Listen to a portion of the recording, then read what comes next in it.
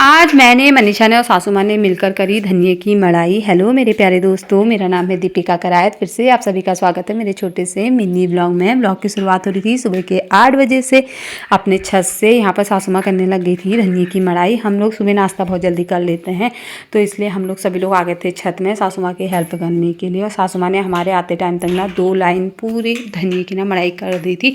सासू माँ ने पकड़ा हुआ था हाथ में एक डंडा, क्योंकि खड़े खड़े कमर दर्द भी हो जाती है दोस्तों, और मड़ाई करते करते पैरों में दर्द हो जाती है। और सासू माँ ने ना हमारे छत में जाने तक इतने सारे धनिये का बीज निकाल दिया था। और जितना भी सासू माँ धनिये का बीज निकालते रह रही थी ना, उसको ना मतलब हाथों हाथ डालते रह रही थी ताकि वो सूख जाए करके, क्योंकि आजकल धूप का भी ऐसे ही हो रहा है, कभी धूप आ रही है कभी बादल आ रहा है। तो यहाँ पर सासू माँ ने देखो इतने सारे बीज निकाल दिया था हमारे छत में जाने तक। फिर हमने भी सासू माँ की हेल्प करी। और ये धनिया कच्चा कच्चा है, ये धनिया सासू माँ ने कल शाम को निकाला था। सासू माँ ने कहा कि धनिये के ना जितना भी कच्चा पक्का है सबकी मड़ाई कर देते हैं, क्योंकि बारिश का ना कोई भरोसा नहीं था दोस्तों। बार बार मौसम इतना ख़राब हो जा रहा था, मतलब डर लग जा रहा था कि कहीं धनिया ख़राब ना हो जाए, बारिश आ जाएगी तो करके। और यहाँ पर मनीषा और सोमू भी आ गए थे छत में।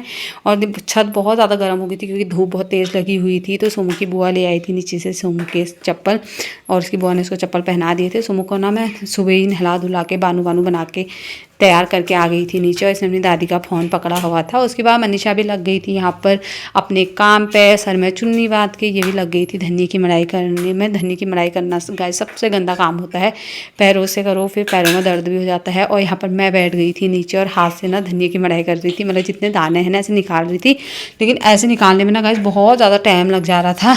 तो सासू माँ कह रही थी तो ऐसे कब तक निकालेगी। मैं मनीषा से पूछ रही थी कि अगर हाथ से धनिये की मड़ाई करोगे तो कितने महीने लगेंगे हमको करके, ऐसी मजाक चल रही थी हमारी। उसके बाद यहाँ पर मैं भी पैरों से धनिये की मड़ाई करने लग गई थी, क्योंकि ना धनिये मतलब पैरों से मड़ाई करके ना जल्दी दाने निकल जाते हैं। वैसे मैंने ज़्यादा मड़ाई तो नहीं करी, बस 2 या 3 बार करी होगी मड़ाई यहाँ पर। फिर मनीषा ने बनाई यहाँ पर मेरी वीडियो। मैंने सिर्फ इतने से दाने निकाले थे गाइस। उसके बाद सोमू मुझे परेशान कर रही थी, जहाँ पर मैं धनिये की मड़ाई कर रही थी ना वहीं पर मेरे आगे पीछे घूम रही थी।